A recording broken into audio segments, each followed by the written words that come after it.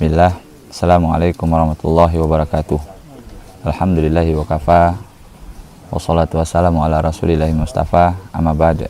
Alhamdulillah, bersyukur kepada Allah Subhanahu wa taala atas nikmat dan karunia yang Allah Subhanahu wa taala berikan kepada kita. Alhamdulillah, kepada kaum muslimin kami menginformasikan, alhamdulillah Nabi SAW mengajarkan kita la yashkurullah ma yashkurun nas. Belum dikatakan bersyukur kepada Allah orang yang tidak berterima kasih kepada manusia. Dan kami mengucapkan jazakumullah khairan kepada kaum muslimin yang sudah banyak membantu pondok kita, yaitu Ponpes Jabal Uhud. Alhamdulillah, pada kesempatan hari ini kami menginformasikan dan kami mengajak kepada kaum muslimin untuk berinvestasi akhirat, yaitu pengadaan mesin air. Pada tahap pertama, alhamdulillah, kita pembuatan bak dan pengadaan mesin air sudah terpenuhi. Mengingat sebentar lagi akan masuk santri yang baru, dan alhamdulillah di sungai ini sangat meluap airnya, sehingga kami membuat bak yang kedua, alhamdulillah sudah siap. Tinggal bagaimana caranya untuk pengaliran air menuju ke Ponpes Jabal Uhud. Maka kami mengajak kepada kaum muslimin, yaitu ingin mengadakan mesin air agar supaya air bisa menyalurkan ke Ponpes Jabal Uhud. Dan Allah mengatakan wa ta'awanu 'ala birri wa taqwa, dan tolong menolonglah kalian dalam kebaikan dan bertakwa kepada Allah Subhanahu wa taala, dan fastabiqul khairat, dan berlomba-lomba dalam kebaikan. Jadi kami mengajak kepada kaum muslimin, marilah kita membantu proses pengadaan mesin air agar air yang di dalam kolam ini bisa tersalur ke pondok pesantren Jabal Uhud. Nabi SAW mengatakan, mandala ala khairi falahu misru ajrihi fa'ilihi. Barang siapa yang menunjuk suatu kebaikan kemudian diikuti orang tersebut, maka dia akan mendapat kebaikan dari orang tersebut. Dari barang siapa yang membantu mengimpakkan hartanya untuk sarana pembeli mesin air, maka dia akan mendapat pahala sebagaimana digunakan pondok pesantren itu untuk menghafal Quran dan mempelajari sunnah Nabi Sallallahu Alaihi Wasallam. Ini itu aja, kami mengucapkan jazakumullah khairan atas kebaikannya. Subhanakallahumma bihamdika asyhadu an la ilaha illa anta astaghfiruka wa atubu ilaik. Assalamualaikum warahmatullahi wabarakatuh.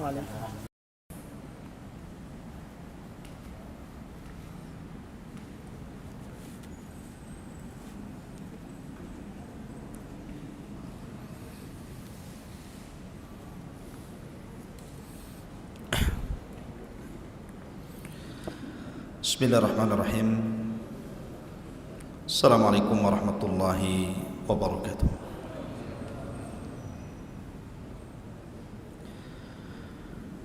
Alhamdulillah,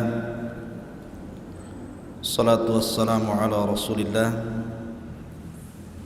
wa ala alihi wa sahbihi wa mawalah, wa la hawla wa la quwata illa billahi wa ba'du. Alhamdulillah, di malam hari ini kita masih bisa dipertemukan Allah Subhanahu wa taala di Masjid Muhajirin.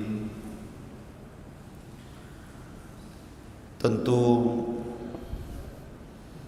sebuah majlis yang dibacakan padanya Al-Quran dan hadis-hadis Nabi sallallahu alaihi wasallam adalah seindah-indahnya majlis.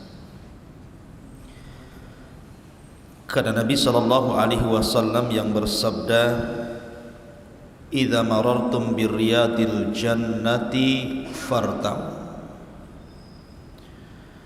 Apabila kalian melintasi satu dari taman-taman sorga, singgahlah di situ. Rasul ditanya oleh sahabat, apa yang dimaksud taman-taman sorga itu wahai Rasul?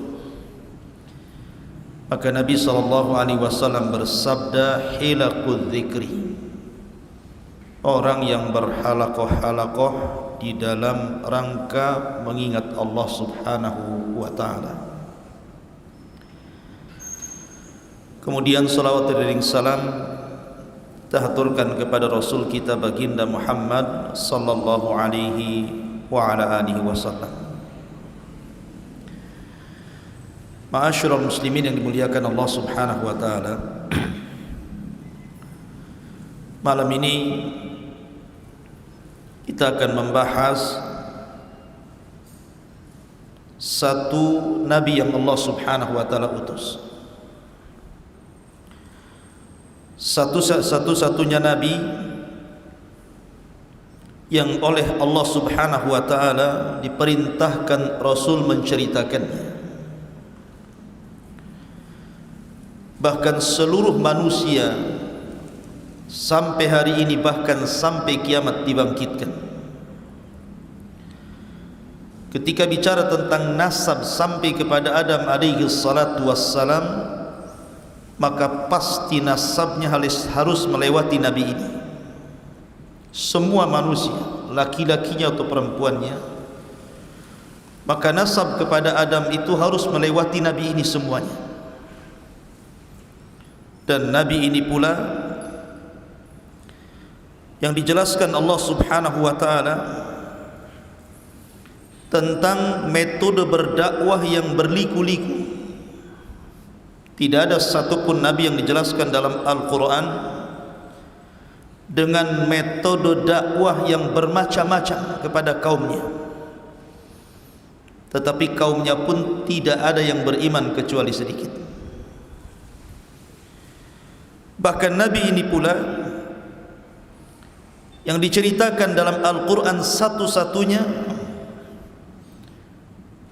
disebutkan dengan anaknya yang kafir. Ya, di sana ada penyebutan Ibrahim dengan Ismail, akan tetapi kedua-duanya nabi.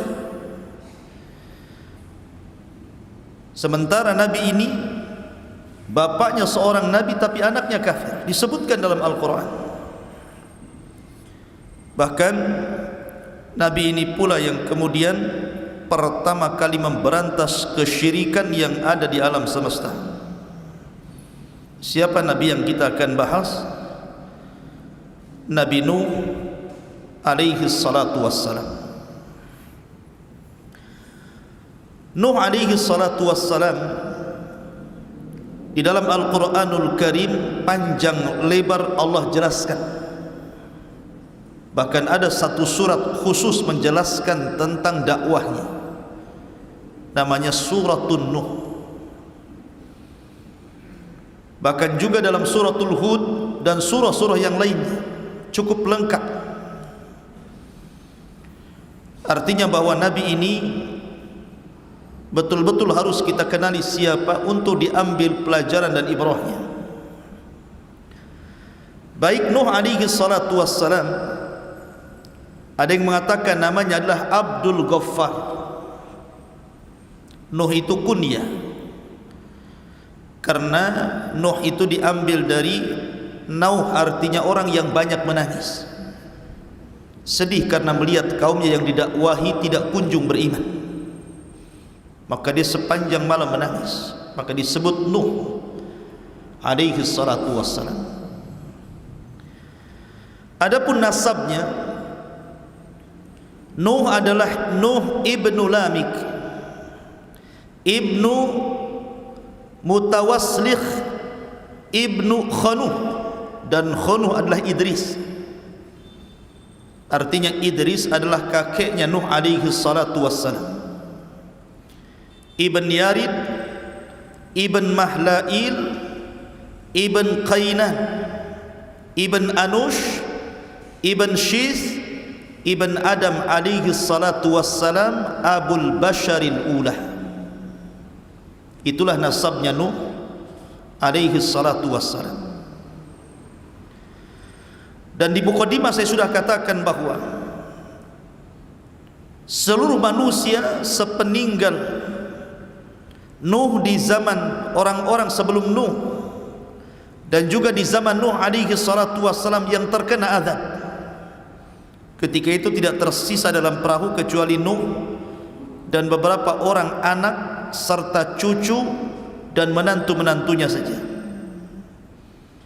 Sehingga manusia setelah peristiwa itu nasabnya kembali kepada Nuh alaihi salatu wassalam. Makanya Nuh disebut Abul Basharits Tsani, bapak manusia yang kedua, Karena nasab kita semua sampai kepada Nuh. Antum juga Habib tetapi keturunan Nuh, walaupun pesek.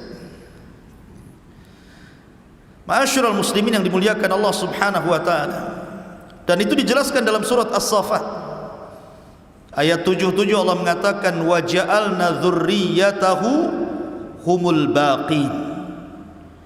Dan kami jadikan anak keturunan manusia itu semua turunan Nuh.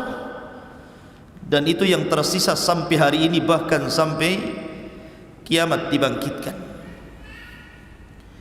Ada yang mengatakan Nuh alaihi salatu wassalam lahir dari wafatnya Adam alaihi salatu wassalam itu 146 tahun dari wafatnya Adam. Ada yang mengatakan 126 tahun. Ada yang mengatakan 126, ada yang mengatakan 146 tahun dari wafatnya Adam. Akan tapi berdasarkan hadis yang sahih, sebagaimana disebutkan di dalam Sahih Bukhari dari Abdullah bin Abbas radhiyallahu anhuma, kana baina Adam wa Nuh asyrata qurunin kulluhum alal Islam. Jarak antara Adam dan Nuh itu 10 abad. Satu abad itu 100 tahun, artinya 1000 tahun. Dari wafatnya Adam sampai lahirnya Nuh itu 1000 tahun. Dan semua di atas tauhid, tidak ada yang menyekutukan Allah Subhanahu wa taala. Ma'asyiral muslimin yang dimuliakan Allah Subhanahu wa taala. Dan sepakat para ulama berdasarkan hadis yang sahih tentang hadis syafaat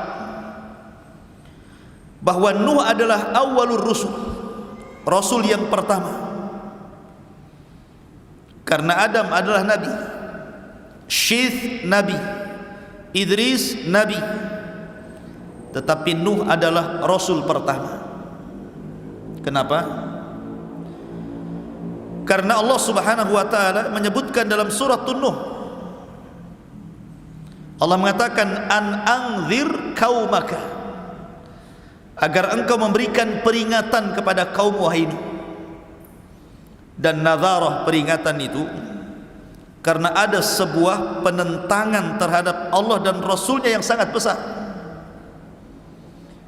Makanya ketika Allah Subhanahu wa taala berfirman kepada Rasul, inna arsalnaka basyiran wa mubasyiran wa nadhira,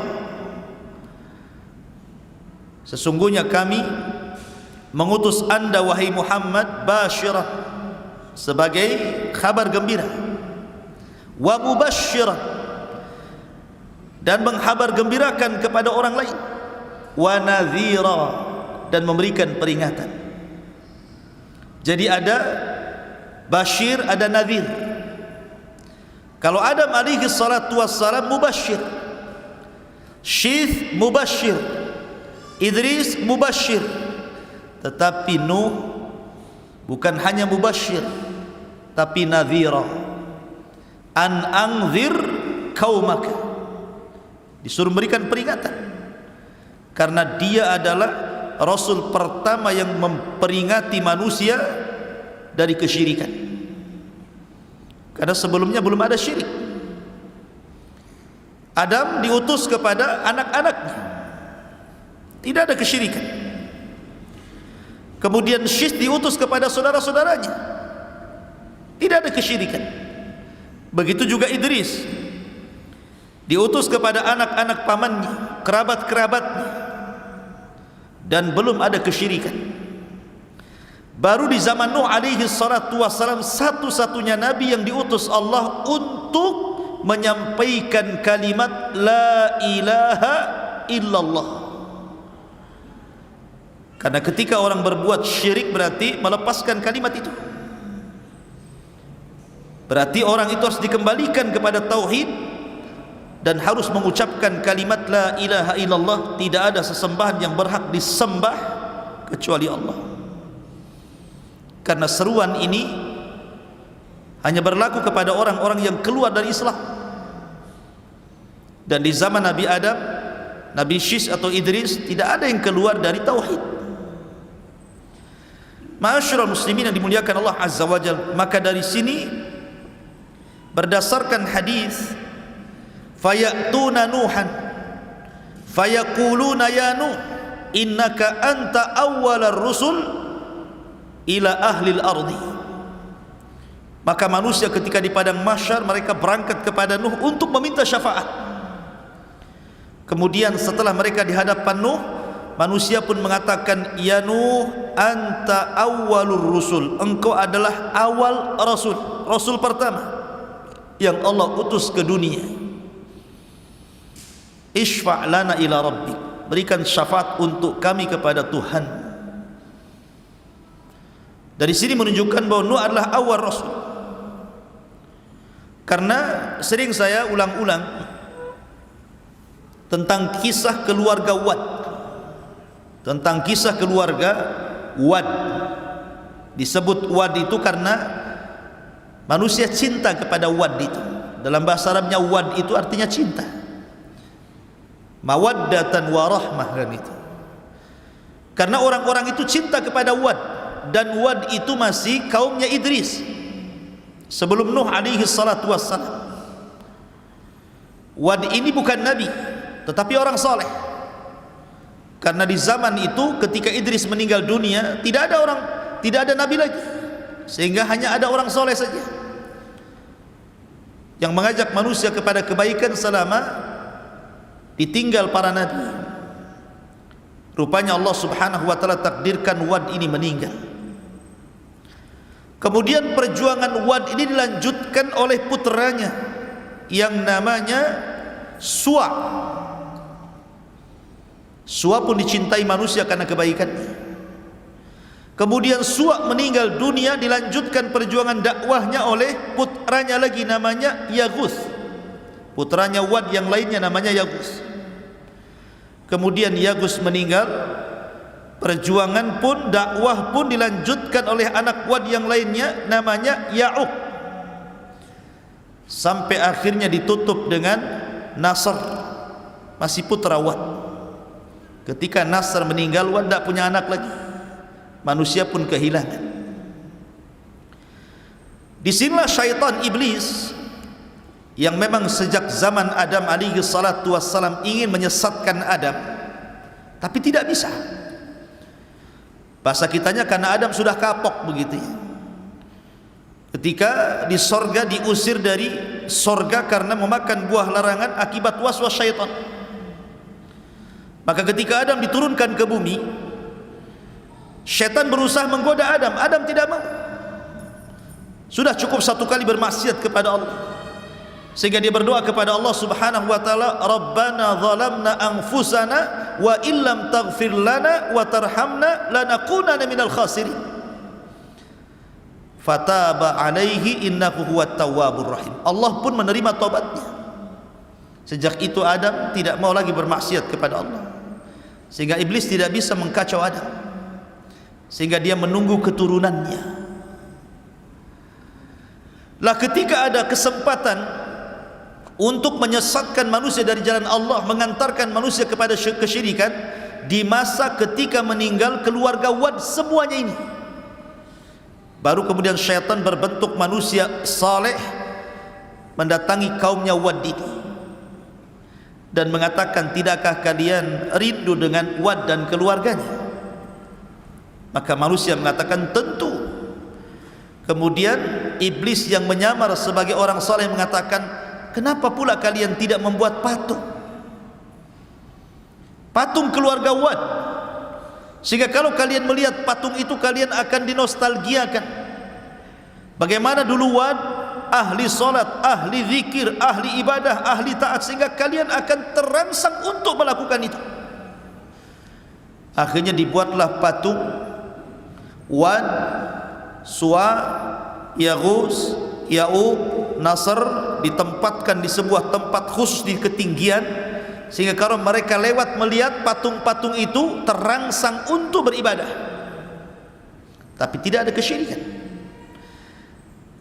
Kemudian generasi pertama pembuat patung meninggal, datang generasi kedua. Syaitan datang lagi dan mengatakan, jauh-jauh kalian ziarah dari rumah kalian ke sini hanya untuk melihat Wad, patung-patung Wad. Kenapa kalian tidak memproduksi saja banyak-banyak? Letakkan patung itu di rumah-rumah kalian. Tak perlu lagi kalian datang kemari. Subhanallah, dia khutuwatis syaitan namanya. Setan itu kalau menyesatkan orang selangkah-selangkah. Akhirnya diproduksi banyak-banyak, diletakkan di rumah-rumah orang itu. Generasi kedua meninggal, datang generasi ketiga, tidak tahu apa-apa maksudnya apa itu. Iblis datang lagi berbentuk orang saleh dan mengatakan, aku loh hidup di zaman bapak kalian, di zaman kakek kalian, di zaman orang yang membuat patung-patung ini. Tujuan mereka satu, mereka itu menyembah patung-patung itu dalam rangka mendekatkan diri kepada Allah. Dari sinilah terjadi kesyirikan pertama. Mulailah manusia menyembah Wad, patungnya Wad, patungnya Suwa, patungnya Yagus, Yauk dan Nasr. Sampai generasi berikutnya, maka patung-patung itu dirubah menjadi patung-patung binatang. Ada yang mengatakan Wad itu patung manusia, Suwa itu patung kuda, kemudian Yagus itu patung berbentuk harimau, kemudian Yauk dan Nasr itu berbentuk burung gitu ya. Jadilah kemudian disembah di mana-mana. Lihat bagaimana cerdasnya syaitan untuk menyesatkan manusia dari tauhid menuju syirik. Makanya Allah mengatakan, kana nasu ummatan wahidah fakhtalafu faba'atsallahu an-nabiyyin. Dulu umat ini bersatu di atas tauhid. Sejak zaman Adam, Syith, Idris, semua bersatu di atas tauhid. Fakhtalafu, mulailah mereka bercerai-berai, mulailah mereka menyembah patung. Maka Allah utus ketika itu faba'atsallahu an-nabiyyin. Siapa nabi yang Allah utus? Nuh alaihi salatu wassalam. Maka dialah Rasul yang pertama memberantas kesyirikan. Ma'asyiral muslimin yang dimuliakan Allah subhanahu wa ta'ala, kapan Nuh diutus menjadi Rasul? Kalau Nabi SAW diutus di usia 40 tahun. Ada yang mengatakan bahwa Nuh diutus ketika usianya 50 sanatan, 50 tahun. Ada yang mengatakan 350 sana, 350 tahun usianya baru diutus menjadi Rasul. Ada yang mengatakan 480 sanatan, ketika usia beliau 480 tahun. Dan ini yang dikuatkan banyak ulama. 480 tahun Nuh diutus menjadi Rasul. Ya, karena usia dakwahnya saja 950 tahun. Berarti usianya di atas 1000. Kalau 950 tahun ditambah 480 tahun kemudian meninggal, berarti kurang lebih usianya 1400. Ada yang mengatakan 1500, ada yang mengatakan 1870 tahun gitu ya. Karena umat dulu itu selain usianya panjang-panjang, postur tubuhnya pun tinggi-tinggi. Makanya Adam alaihi salatu wassalam ketika Allah ciptakan berapa tingginya? 60 hasta. Satu hasta itu setengah meter. Kalau 2 hasta 1 meter. Kalau 60 hasta berarti 30 meter. Berapa nih tingginya masjid ini? Mungkin kalau Adam tidak bisa masuk masjid ini, pintunya kecil ya. Makanya kalau kita melihat peninggalan kaum Ad, kaum Samud yang sekarang masih ada itu, bangunan-bangunannya itu pintunya tuh tinggi-tinggi tuh. Ada yang 10 meter, ada yang 20 meter itu. Menunjukkan bahwa orang dulu itu fisiknya pun tinggi-tinggi, badannya besar-besar, otomatis juga usianya panjang-panjang lah. Tetapi makin kesini makin posturnya makin kecil, makin kecil, makin kecil, ya usianya pun dikurangi sampai Rasul mengatakan a'maru ummati baina sittina wa sab'in. Usia umatku berkisar 60 sampai 70 tahun saja, sedikit yang melewati itu. Ya. Ma'asyiral muslimin yang dimuliakan Allah Subhanahu wa taala. Adapun keluarganya, Nuh alaihi salatu wassalam itu memiliki 4 putra. Pertama namanya Syam, kemudian yang kedua namanya Ham, kemudian yang ketiga namanya Yafis. Syam, Ham, Yafis ini semua mengikuti dakwah ayahnya, masuk Islam. Hanya satu yang Allah Subhanahu wa ta'ala takdirkan tidak ikut ayahnya, tapi ikut agama kaumnya, namanya Kan'an. Dia tidak ikut bapaknya. Kenapa? Karena pengaruh buruk ibunya. Makanya penting mencari pasangan itu yang baik. Karena kalau antum memiliki istri yang buruk, akan mempengaruhi kepada keburukan anak antum. Lihat kepada istri Nuh alaihi salatu wassalam, satu-satunya, bahkan satu di antara 2 istri Nabi yang dijadikan percontohan kepada orang-orang kafir. Wa daraballahu mathala lilladzina kafaru imra'atah, dan Allah jadikan permisalan terhadap orang-orang kafir 2 perempuan. Perempuan siapa? Imra'atu Nuhin wa imra'atu Lut.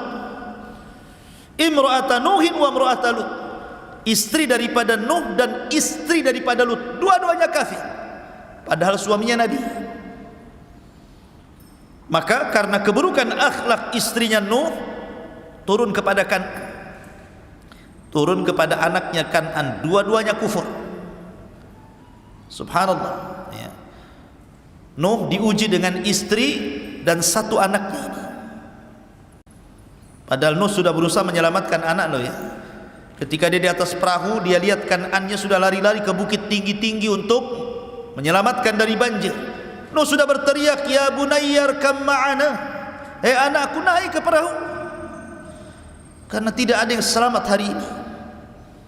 Tapi anaknya mengatakan, sa'awi ilal jabal, enggak, saya akan cari tempat yang paling tinggi. Emang sampai di mana banjir ini katanya. Tetapi Nuh mengatakan, wahai anakku, tidak ada yang selamat hari ini. Pasti air ini akan melewati setinggi manapun gunung yang ada di sini. Subhanallah ikhwan, tidak ada yang selamat satu pun, semua diratakan, semua dibinasakan kecuali Nuh dan orang yang ada di perahunya. Ma'asyiral muslimin yang dimuliakan Allah Azza wa Jalla. Adapun tentang masalah perahu Nuh alaihi salatu wassalam, Nuh alaihi salatu wassalam dijelaskan. Jadi ketika pada tanggal 10 dari bulan Rajab, berarti bulan Rajab kemarin, sekarang sudah masuk Sya'ban. Jadi Nuh alaihi salatu wassalam naik ke atas perahu. Maka mereka pun kemudian berada di atas perahu itu, ada yang mengatakan mi'ah wa khamsina yauman, 150 hari. Jadi Nuh berada di atas perahu itu 150 hari, diombang-ambing ombak sana sini gitu ya. Sampai akhirnya kapal itu bersandar di Bukit Judi Irak selama 1 bulan. Ketika bersandar itulah kemudian Nuh mengutus beberapa burung. Datang burung kemudian memakan daun zaitun, oh berarti sudah surut. Kemudian diutus burung lagi, rupanya tapaknya ada tanahnya, oh berarti sudah sampai ke bumi surutnya. Setelah 1 bulan di atas perahu itu baru kemudian turun. Maka dari situlah kemudian kehidupan manusia dimulai setelah Allah hancurkan semuanya sejak zaman Adam alaihi salatu wassalam. Akhirnya kemudian Nuh alaihi salatu wassalam, selama itu pas di bulan Muharram, ada yang mengatakan tanggal 10, kemudian Allah selamatkan dari banjir bandang yang sangat besar. Taib, ma'asyiral muslimin yang dimuliakan Allah Azza wa Jalla, saya tertarik menceritakan Nuh ini dari sisi dakwahnya saja. Jadi malam ini kita akan banyak bercerita tentang sisi dakwah Nuh alaihi salatu wassalam yang menarik. Karena Nuh ini menggunakan metode dakwah itu luar biasa. Luar biasa. berbagai macam metode dilakukan Nuh, akan tapi memang hidayah milik Allah. Dan saya ambil dari satu surat full, surat Nuh alaihi salatu wassalam. Kita baca ayat per ayat dan kita terangkan sekedarnya. Allah Subhanahu wa taala berfirman di dalam Al-Qur'anul Karim, inna arsalna Nuhan ila qaumi, sesungguhnya kami utus Nuh kepada kaumnya. Maknanya begini, antum kalau hendak berdakwah di sebuah daerah, kalau yang menjadi seorang dai, seorang ustaz atau penyeru kebaikan itu adalah putra daerah, tentu akan mudah berdakwah. Mendakwahinya itu akan mudah, pengaruhnya akan banyak. Berbeda kalau seandainya saya bukan putra daerah, diutus kepada daerah tertentu, ya ada yang berhasil, ada yang tidak. Begitulah para nabi. Kalau nabi diutus itu biasanya diambil dari kaum yang akan didakwahinya. Makanya Allah Subhanahu wa taala mengatakan, wa ila adin akhahum Hud, dan kepada kaum Ad saudara mereka diutus Hud. Wa ila Tsamud akhahum Saleh, dan kepada kaum Tsamud saudara mereka Saleh diutus. Wa ila Madyan akhahum Syuaib, kepada Madyan saudara mereka diutus Syuaib. Artinya bahwa setiap nabi dan rasul itu dibangkitkan dari kaumnya. Supaya apa? Supaya mudah diterima. Karena mereka mengetahui kepribadian nabi itu sejak kecil, remaja, dewasa, sampai diangkat jadi nabi. Mereka mengetahui akhlaknya, tutur katanya, muamalahnya, sehingga ketika mereka mengetahui dari kecil sampai besar dan Allah siapkan semuanya, mereka tidak bisa mencela. Seperti Rasul umpamanya, sedari kecil sudah dikatakan Sadiqul Amin, orangnya jujur lagi amanah. Tidak bisa mencela nabi dari segi akhlak, mereka hanya bisa mencela dari segi ajaran saja. Maka Nuh diutus dari kaumnya sendiri. Makanya Allah mengatakan, inna arsalna Nuhan ila qaumi an anzir qaumaka min qabli an ya'tiyahum adzabun alim, agar engkau wahai Nuh memberikan peringatan kepada kaum sebelum datang kepada mereka azab yang pedih. Menunjukkan bahwa azab itu tidak mungkin turun kecuali setelah datangnya peringatan. Wa ma kunna mu'adzibina hatta nab'atsa rasulah, tidak mungkin kami mengazab sebuah kaum kecuali setelah diutus rasul kepada mereka. Kemudian Nuh mulai berdakwah. Qala ya qaumi inni lakum nadhirum mubin, wahai kaumku, saya ini diutus kepada kalian sebagai nadhir, peringatan, peringatan yang jelas. Ani'budullaha wattaquhu wa ati'un, sembahlah Allah, bertakwalah kepada Allah, dan taati perintahku. Maka kalau tiga perkara ini kalian lakukan, maka Allah akan berikan dua keistimewaan kepada kalian. Kalau kalian mau menyembah Allah, mentauhidkan Allah, dan meninggalkan patung-patung Wad, Yaghus, Ya'uq, Suwa dan Nasr itu, kemudian kalian takut kepada Allah dan kalian mentaati semua perintahku, karena tidak mungkin aku perintahkan kecuali dari Allah, maka kalian akan diberikan dua keistimewaan. Apa itu? Yaghfir lakum min dzunubikum. Pertama, Allah akan ampuni dosa-dosa kalian. Yang kedua, wa yuakhirkum ila ajalin musamma, Allah akan panjangkan umur kalian. Allah akan panjangkan umur kalian. Jadi kalau kalian mau meninggalkan patung-patung itu, mentauhidkan Allah, bertakwa kepada Allah, taat kepada perintahku, ku jamin dosa kalian yang dulu-dulu, kesyirikan kalian itu, Allah akan ampuni. Dan bukan hanya itu saja, wa yuakhirkum ila ajali musamma, Allah akan tambah panjangkan usia kalian, sehingga kalian bisa menikmati isi dunia ini dengan panjang lagi. Inna ajalallah idza ja'ala yu'akhkhar law kuntum ta'lamun, karena ketentuan Allah itu kalau datang tidak mungkin digeser, kalau kalian tahu. Masyarul muslimin yang dimuliakan Allah Subhanahu wa taala, lah Nuh alaihi salatu wassalam ini Beliau bukan hanya sekadar berdakwah sebagaimana dakwah kita hari ini gitu. Seorang pendai yang berdakwah hari ini yang hanya mungkin mengambil seminggu sekali atau pagi saja atau malam saja, tidak. Nuh itu semua waktu dipakainya untuk berdakwah. Mau siang, mau malam, tidak peduli. Dan itu diceritakan oleh Nuh sendiri. Dalam Al-Quran, qala rabbi inni da'autu qaumi laila wa nahara. Ya Rabb, sesungguhnya aku mendakwai kaumku siang dan malam. Subhanallah. 950 tahun berdakwah kepada kaumnya siang dan malam. Bukan hanya siang saja, malam pun didakwahi. Bukan hanya itu saja, falam yazidhum du'ai illa firara. Tetapi apa yang terjadi? Usaha Nuh, mungkin bahasa kitanya kurang banyak berhasil, karena tidak menambah kepada mereka dari dakwahku, kata Nuh, illa firara, kecuali mereka lari, tidak mau mendengarkan.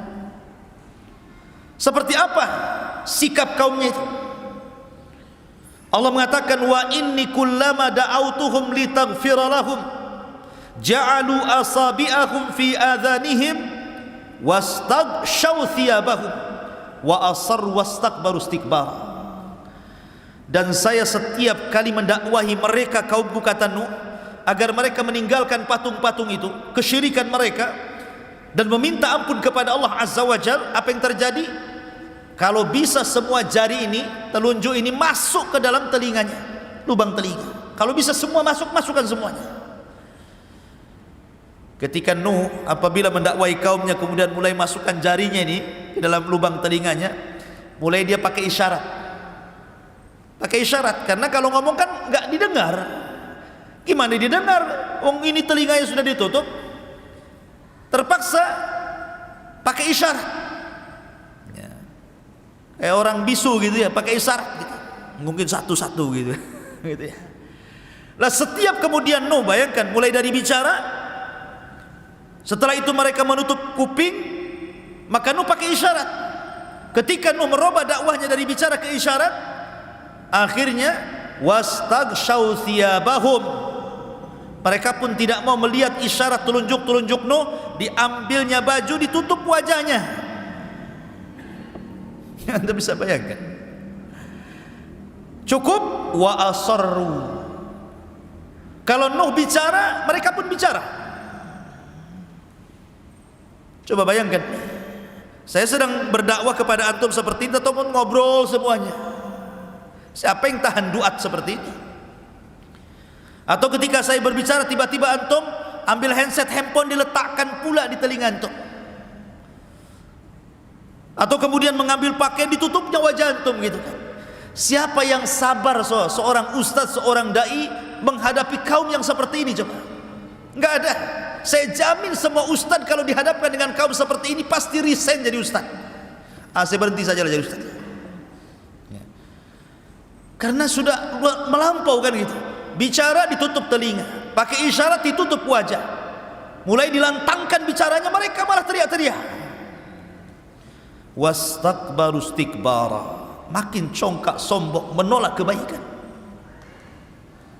Summa inni da'autuhum jihara, summa inni a'lantu lahum wa asrartu lahum israra. Oh, boleh jadi mungkin ada di antara kaum Nuh itu ada yang ingin masuk ke dalam Nuh tetapi takut. Kan ada tuh umpamanya, seperti di zaman Nabi kan ada dakwah namanya dakwah sirriyah, ada dakwah jahriyah kan. Ada dakwah sirriyah, door to door bahasa kitanya, dari pintu ke pintu, tidak ramai di depan manusia.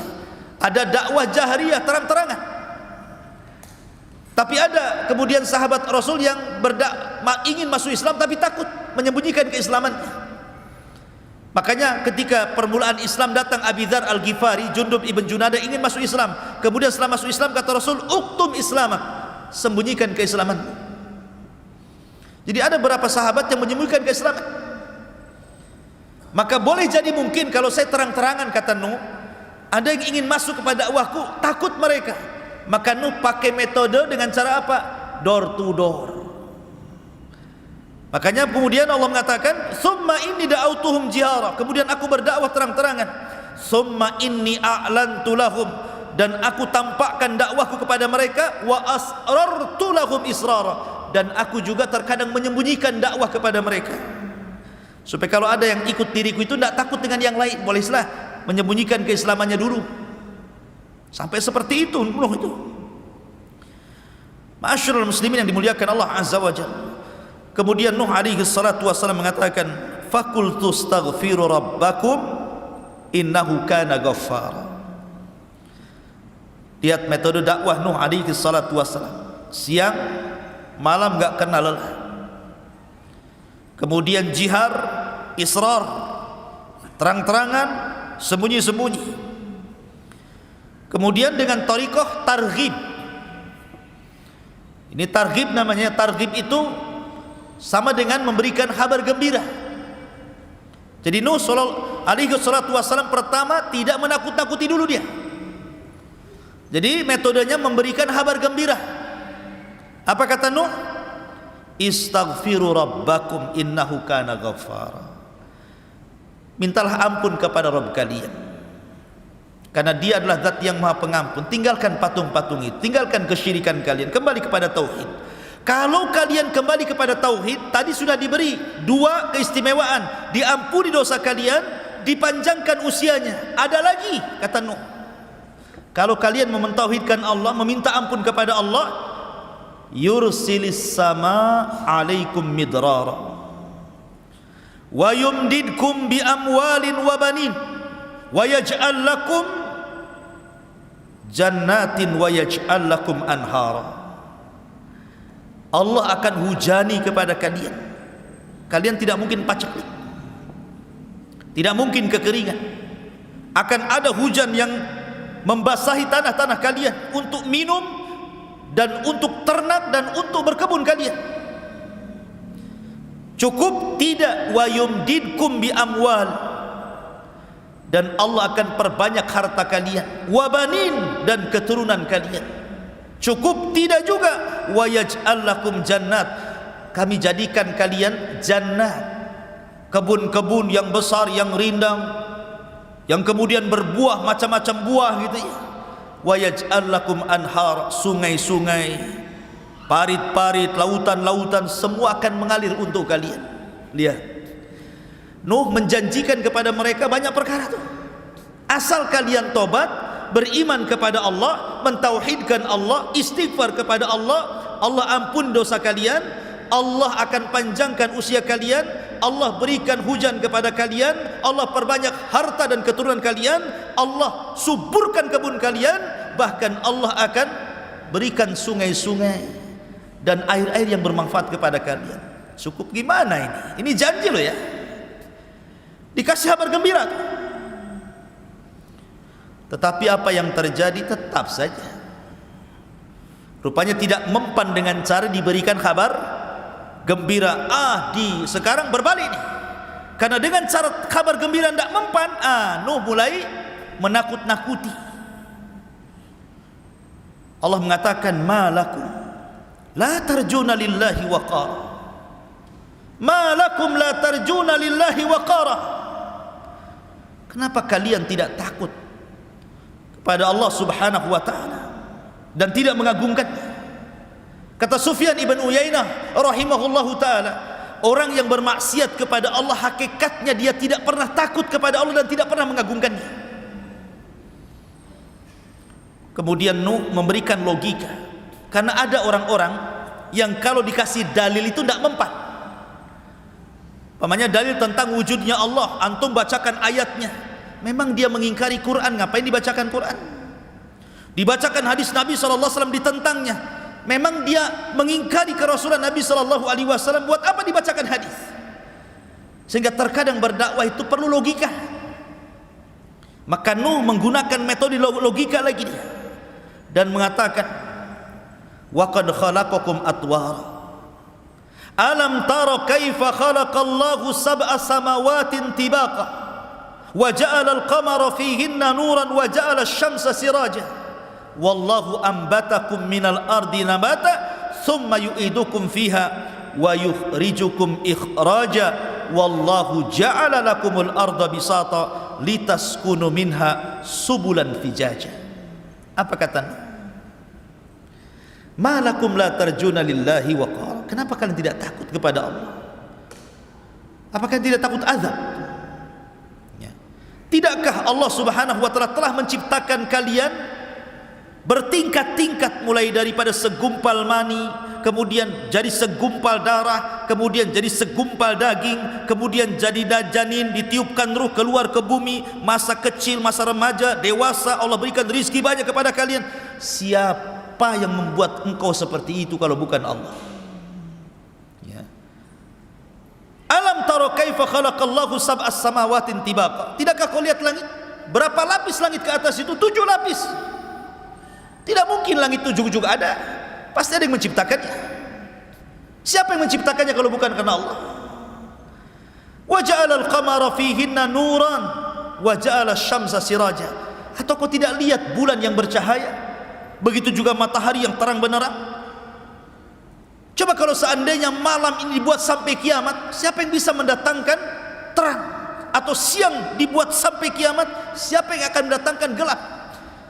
Sementara sekarang ada siang ada malam, lah siapa yang memutar balikan ada siang ada malam ini? Apa berputar sendiri begitu? Tidak.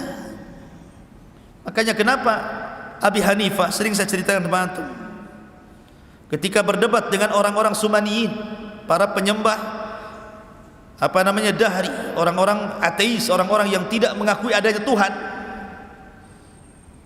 kemudian mengajak berdebat kepada Abi Hanifah. Kata Abi Hanifah, kalau kita berdua berdebat percuma. Kita berdebat di hadapan orang ketiga, hakim, amir. Oke? Akhirnya kemudian ditentukan waktu debatnya. Pada waktunya seorang ateis ini sudah di hadapan hakim. Abu Hanifah tidak datang-datang. Harusnya pagi sudah ditunggu, sore pula dia baru datang. Pas Abi Hanifah datang, dicelanya Abi Hanifah dan mengatakan, engkau ini imam, seorang ulama, kepercayaan kaum muslimin, tapi engkau tidak amanah. Harusnya kau tepat waktu, kenapa kau terlambat? Kata Abi Hanifah, bukan itu masalahnya. Yang membuat aku terlambat karena aku terhenti di pinggir sungai. Ketika aku melihat ada halilintar membelah pohon, kemudian pohonnya terbelah jadi 2. Yang satu tetap nancap, yang separuhnya kemudian terbang ke air. Yang separuh terbang ke air itu perhatikan saja. Tiba-tiba kemudian pohon yang di air ini terbelah-belah kecil. Kemudian tiba-tiba teranyam. Kemudian tiba-tiba sudah ada besinya saja. Tiba-tiba berbentuk perahu dia. Maka aku pun naik ke dalam perahu itu. Kemudian perahu tiba-tiba jalan sendiri, dan akhirnya akulah sampai kepada sini, katanya. Baru sampai aku ke sini. Maka sang ateis mengatakan, kadzabta, dusta kamu. Mana bisa perahu ujug-ujug jadi gitu? Ya, harus diserut dulu, kan gitu ya, dirangkai dulu, dipaku dulu, ujug-ujug jadi gitu aja perahu gitu kan. Berarti kata Abi Hanifah, kalau perahu saja tidak mungkin tiba-tiba jadi perahu dari batang kayu, apakah alam semesta ini tiba-tiba ada? Yang kecil saja harus ada yang membuat, masa langit dan bumi nggak ada yang membuat? Bahasanya kan seperti itu, ya kan? Masyarul muslimin yang dimuliakan Allah Azza wa Jalla, wallahu ambatakum minal ardi nabata, dan Allah yang menumbuhkan kalian dari bumi, untuk kalian dari bumi nabat, tumbuh-tumbuhan, sayur-sayuran, macam-macam. Tsumma yu'idukum fiha wa yukhrijukum ikhraja. Kemudian Allah kembalikan kalian, maksudnya Allah wafatkan kalian, wa yukhrijukum ikhraja, kemudian Allah keluarkan dan bangkitkan kembali pada hari berbangkit nanti. Wallahu ja'ala lakumul arda bisata, dan Allah telah jadikan bumi ini terhampar sehingga kita bisa berjalan dengan tenang, ya. Litaskunu fiha, litaskunu minha, agar engkau bisa tinggal di bumi yang datar itu, subulan fijaja, bahkan bisa berjalan ke sana kemari. Ini namanya dalilul akli, namanya dalil akal tentang wujudnya Allah Subhanahu wa taala. Karena mereka menyebutkan Allah. Maknanya begini, Nuh itu mau mengatakan seperti ini sebenarnya. Apakah yang menciptakan langit dan bumi itu Tuhan ini, Wad, Yagus, Ya'uq yang kalian sembah ini, ataukah Allah? Atau yang menumbuhkan tumbuh-tumbuhan ini patung-patung kalian, ataukah Allah? Nah, gitu maksudnya. Jadi diajak secara logika gitu ya. Tetapi memang kaumnya adalah kaum yang degil, ikhwan. Tak juga dapat hidayah. Enggak ada dapat hidayah. Sehingga Nuh alaihi salatu wassalam mengatakan, Rabbi innahum asawni wattaba'u ma lam yazidhu maluhu wa waladuhu illa khasara. Qala Nuh, berkata Nuh, ya Rabb, kaumku tidak menerima dakwahku, mereka justru bermaksiat kepadaku, dan mereka justru mengikuti orang yang memiliki harta dan anak yang tidak manfaat untuk mereka. Mereka lebih memilih para pembesar, orang-orang kaya. Kalau mereka yang ngomong didengar, kalau aku yang ngomong tidak didengar. Wa makaru makran kubbar. Bahkan bukan hanya itu saja, mereka sudah buat makar, ya Rabb. Dan mereka mengatakan, la tadharunna alihatakum, jangan kalian gubris usapan si Nuh itu, jangan kalian tinggalkan patung-patung ini, Wad, Suwa, Yagus, Ya'uq, dan juga Nasr. Wa qalu la tadharunna alihatakum wa la tadharunna waddan wa la suwa'an wa la yaghutha wa ya'uq wa nasra. Jangan kalian dengarkan ucapan si Nuh itu, tetap kalian harus menyembah patung-patung ini. Jangan kalian tinggalkan Wad, Suwa, Ya'uq, Nasr. Wa qad adallu katsiran wa la tazididz zalimina illa dhilala. Dan sungguh mereka sudah sesat dengan kesesatan yang banyak sekali, dan tidaklah orang-orang zalim itu menambah kecuali kesesatan saja. Maka apa yang terjadi? Mimma khati'atihim ugriku fa udkhilu naran falam yajidu lahum min dunillahi ansara. Karena kesalahan mereka tidak menerima dakwah Rasul, mereka pun ditenggelamkan, dan pada hari kiamat mereka akan dimasukkan ke dalam neraka, dan mereka tidak memiliki penolong di hadapan Allah Azza wa Jalla. Bahkan Nuh alaihi salatu wassalam mendoakan siapapun yang ingkar kepadanya untuk jangan hidup di bumi. Itu doanya Nuh. Apa kata Nuh? Qala Nuhu rabbi la tadar alal ardi minal kafirina dayyara. Nuh berkata, ya Rabb, jangan kau hidupkan satu jiwa orang kafir pun di muka bumi. Bayangkan doanya. Jangan ada yang hidup satu pun. Innaka intadarhum. Apa alasannya? Jika kau biarkan mereka hidup atau keturunan mereka hidup, yudillu ibadak wala yalidu illa fajiran kafara.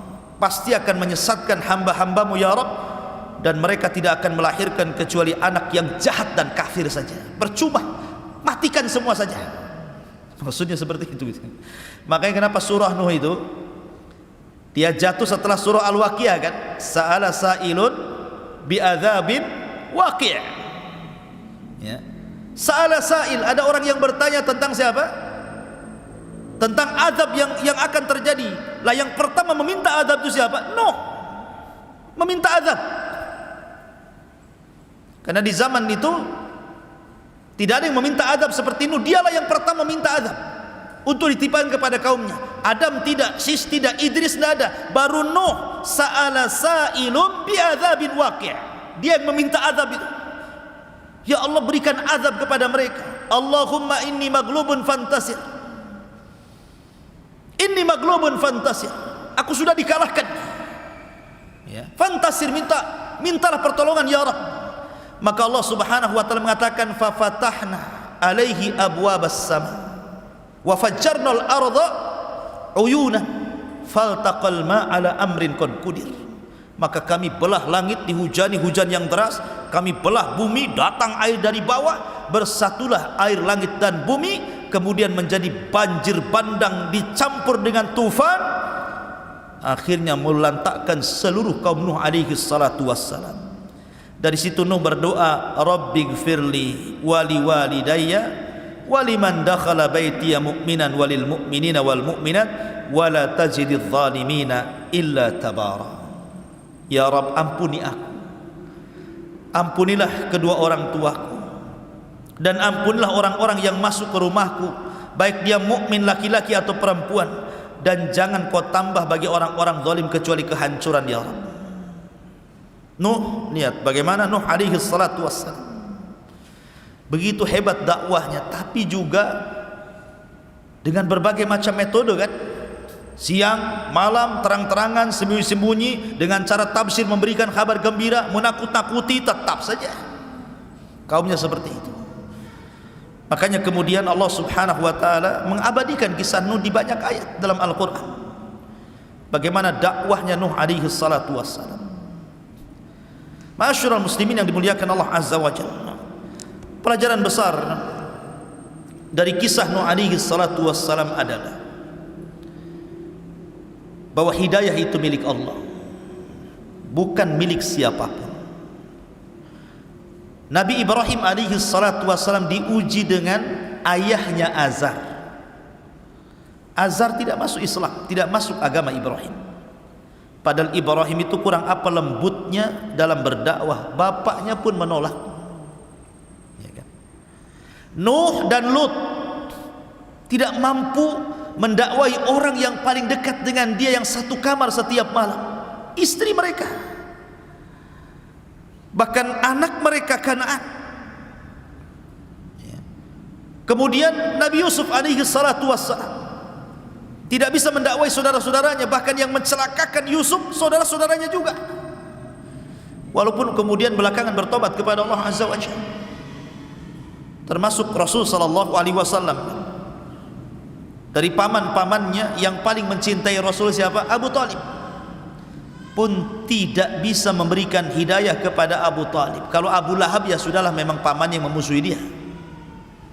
Tapi Abu Talib yang merupakan ayah angkatnya, wa wajadaka yatiman fa'awa, kami dapati engkau Muhammad yatim, kemudian kami berikan perlindungan. Salah satu yang dikirim Allah untuk melindungi Rasul setelah dari pangkuan kakeknya Abdul Muttalib adalah Abu Talib, sampai diangkatnya jadi Nabi dan Rasul, sampai menikah dengan Khadijah.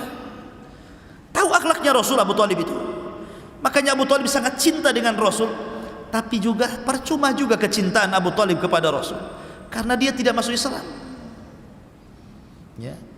Rasul dihadapkan dengan Abu Talib, saling mencintai. Rasul mencintai Abu Talib, Abu Talib mencintai Rasul, tapi tidak menjadikan Abu Talib selamat dari neraka kan? Menunjukkan bahwa hidayah itu milik Allah.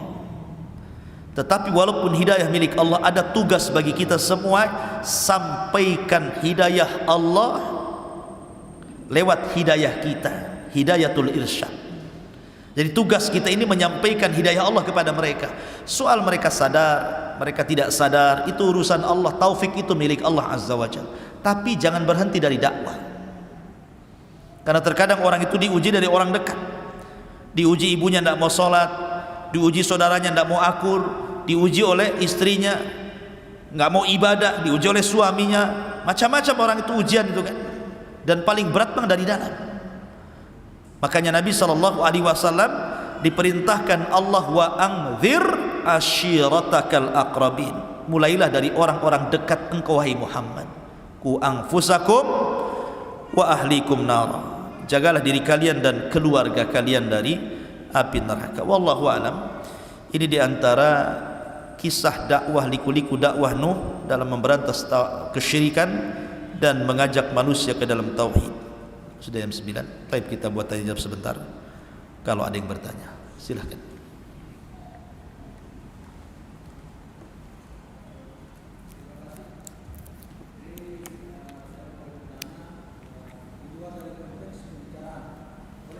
Boleh.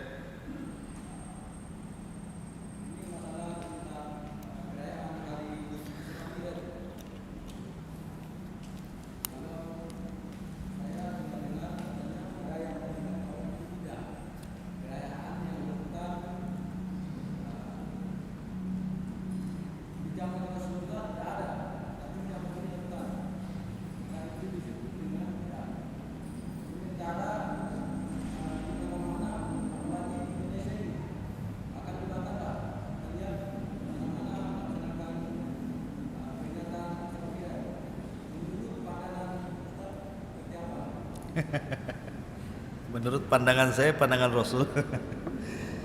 Iya. Bismillahirrahmanirrahim. Sebenarnya kalau kita mengacu kepada peristiwa Isra Mi'raj itu, tidak dijelaskan bulannya. Maksudnya tidak ada bulan yang tetap kapan peristiwa itu terjadi, apalagi tahunnya. Tahunnya justru diperselisihkan. Ada yang mengatakan 1 tahun sebelum hijrah, ada yang mengatakan 1 tahun setengah sebelum hijrah gitu ya. Allahu a'lam kapan, termasuk bulannya. Ada yang mengatakan bulan Dzulqa'dah, ada yang mengatakan bulan Rajab, ada yang mengatakan bulan Rabiul Awal. Tetapi sepakat harinya Senin, tanggalnya 12 Rabiul Awal, 12. Cuman tanggalnya itu ada yang bulannya. Jadi harinya jelas, tidak ada khilaf, Senin, tanggalnya jelas 12, tetapi bulannya ada yang mengatakan Rajab, ada yang mengatakan Dzulqa'dah, ada yang mengatakan Rabiul Awal. Dan ini yang masyhur. Masyhur ahli sejarah mengatakan bahwa Isra Mi'raj itu terjadi di bulan Rabiul Awal, bukan Rajab, bukan Dzulqa'dah. Walaupun kita tidak menafikan yang berpendapat bulan Dzulqa'dah dan bulan Rajab, tapi yang masyhur hari Senin tanggal 12 bulan Rabiul Awal. Ada yang mengatakan 1 tahun sebelum hijrah, artinya tahun ke-12 dari kenabian Rasul. Ada yang mengatakan 1 tahun setengah dari kenabian Rasul.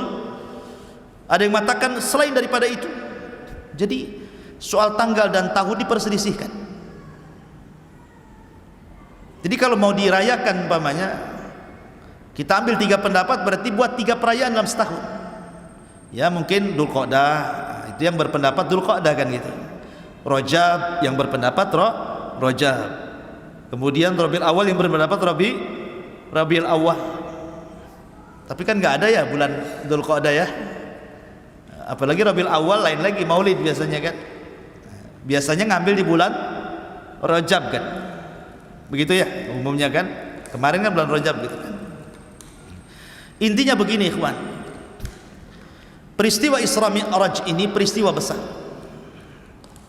Yang kita ambil dari peristiwa itu sebenarnya ibarah. Apa sih oleh-oleh Rasul itu?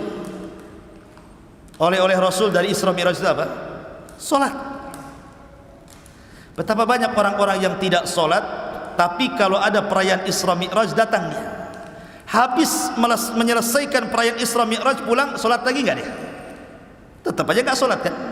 Berarti dia tidak mengambil ibrah dari peristiwa itu. Hanya rutinitas, hanya untuk dirayakan, tapi tidak diambil pelajarannya kan begitu. Yang paling penting kan bukan merayakannya, tetapi mengambil ibrah daripada peristiwa itu. Bahwa dalam peristiwa itu ada perintah solat, dan solat itu satu-satu ibadah yang diwajibkan di langit, satu-satunya ibadah yang tidak ada perantara Jibril, satu-satunya ibadah yang menentukan muslim dan kafirnya orang. Penting ya. Jadi yang penting itu mengambil ibrah pelajaran, apalagi peristiwa ini tercantum di dalam Al-Quran. Isra tercantum dalam surah Isra itu sendiri, Mi'raj tercantum dalam surah An-Najm. Jadi Quran menjelaskan itu, apalagi hadis-hadis Nabi kan gitu. Maka saya nasihatkan, ambillah pelajaran dari peristiwa itu, bukan membesar-besarkan masalah peringatannya. Ambil ibrahnya sebanyak-banyaknya di situ, karena banyak pelajaran dari peristiwa itu untuk memperbaiki kehidupan kita dan masyarakat kita. Karena banyak peristiwa itu, mulai dari berjalannya Rasul dari Haram ke Masjidil Aqsa, macam-macam peristiwa terjadi. Apalagi dari Aqsa ke Sidratil Muntaha turun lagi, macam-macam terjadi. Kemudian balik ke Mekah setelahnya, macam-macam terjadi. Lah harusnya yang dipelajari itu peristiwa-peristiwa itu. Ya, karena dalam sebuah peristiwa itu pasti ada pelajaran besar, apalagi dicantumkan dalam Quran, dalam sunnah Nabi, dan itu sesuatu yang ma'ruf, peristiwa yang mustahil tetapi menjadi mungkin karena kuasa Allah. Dan ini sebuah pelajaran bahwa dalam beragama itu jangan pakai logika, karena peristiwa ini tidak masuk logika. Masuk logika peristiwa ini tidak masuk. Gimana dalam separuh malam bisa melakukan perjalanan sehebat itu kalau bukan karena kuasa Allah Azza wa Jalla? Ya. Karena tidak semua agama itu masuk logika, maka cukuplah kita sami'na wa ata'na sajalah. Kita mendengar, kita taat apa yang diperintahkan Allah dan Rasulnya. Wallahu a'lam.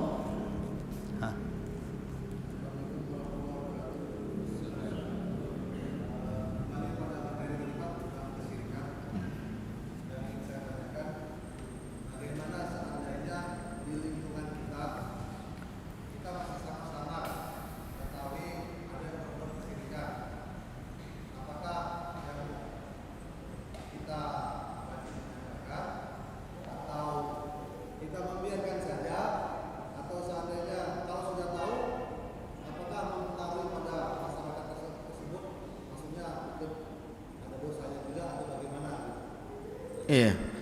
Rasul mengatakan man ra'a minkum munkaran falyughayyir bi yadihi fa illam tastati fa bi lisanihi fa illam tastati fa bi qalbihi wa dzalika adhaful iman. Apabila engkau melihat kemungkaran, tidak ada yang lebih mungkar di permukaan bumi melebihi kesyirikan. Tidak ada yang lebih mungkar melebihi kesyirikan. Maka apabila melihat kesyirikan berarti melihat kemungkaran. Falyughayyir bi yadihi. Kalau Anda selaku RT, kemudian di RT antum ada pohon yang disembah, ambil gergaji besi, tumbangkan pohon itu kalau punya kemampuan, kekuasaan. Ini wilayah RT saya, jangan ada kesyirikan. Ini sembah, masih nyembah pula pohon, saya tebang di besok pohon. Punya kuasa. Siapa yang berani sama antum RT-nya di situ? Oh, enggak bisa Ustaz, karena ini pohon bukan satu RT yang nyembah katanya. Ini 5 dusun nyembah ke sini. Saya bisa digebukin orang. Oh, kalau tidak bisa dengan kekuasaan dirobohkan pohonnya, maka dengan lisan nasihati. Dinasihati. Enggak boleh lah. Udah zaman kemana-mana masih nyembah pohon aja. Mana akal kalian? Pokoknya ajak mereka kepada tauhid. Oh, takut Ustaz. Ya. Nanti kalau saya nasihati mereka marah pula, disakitinya saya dan keluarga saya. Ya, doakan saja. Itu paling lemahnya iman, mendoakan. Tapi jangan membiarkan, mendoakan. Ya. Dan kalau seandainya ada mungkin selain antum yang berusaha untuk mencegah kemungkaran itu, dukung dengan doa. Dukung dengan doa. Jangan pula menghalang-halangi. Sudahlah, biarin sajalah, mereka nyembah-nyembah, biarin aja mereka. Jangan pula antum mengatakan seperti itu. Karena di masyarakat ini ada 3 kelompok biasanya. Pelaku maksiat, orang yang mencegah maksiat, dan yang ketiga orang yang menghalangi kepada orang yang menghalangi maksiat. Sudahlah, nggak usah rame, biarkan dia yang maksiat. Apa urusan antum dengan dia? Kan ada orang kayak gitu. Ya. Maka orang itu sama dengan pelaku maksiat tuh. Karena membiarkan kemaksiatan berlangsung. Sebab kalau antum diam dan tidak ada yang bicara tentang itu, kapan manusia tahu yang hak dengan yang batil? Dan kalau tetap diam kemudian sampai Allah turunkan azab, jangan salahkan. Wattaqu fitnatal la tusibanna alladziina zalamu minkum khassah. Allah itu kalau sudah menurunkan azab, itu yang kena bukan hanya orang dolim saja, tapi orang baik pun kena juga di situ. Ya.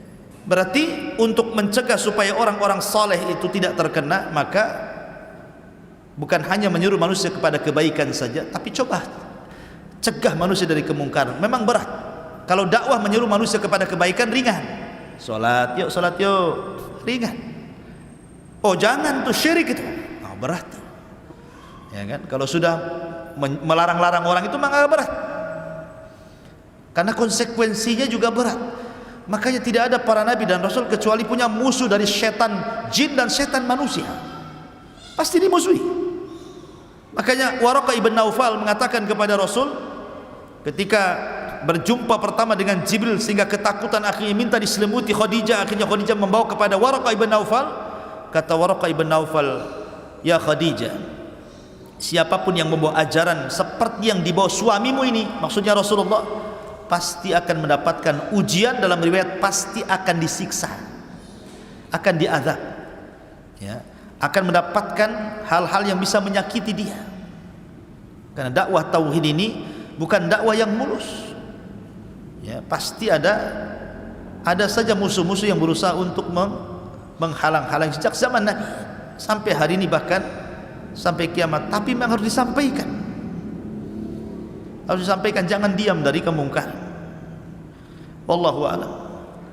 Sekarang sudah cukup, jam 9 lebih. Subhanallah bihamdika asyhadu an la ilaha illa anta astaghfiruka wa atubu ilaik. Allahu ta'ala alam. Assalamualaikum warahmatullahi wabarakatuh.